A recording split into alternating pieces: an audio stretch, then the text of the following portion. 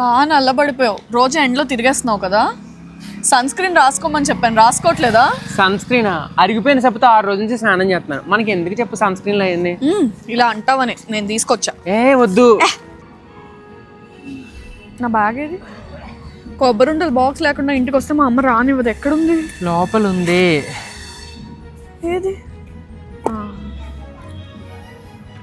సరే, ఇదే last train, ఇంకెళ్ళాలి. Job వచ్చిందని చెప్పు, ఇక్కడే ఉండిపోవచ్చు.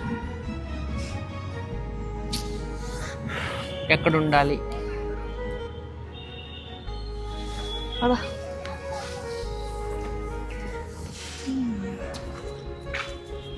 ఈసారి నువ్వు ఇక్కడికి వస్తే తిరిగి పంపించండి నిన్ను.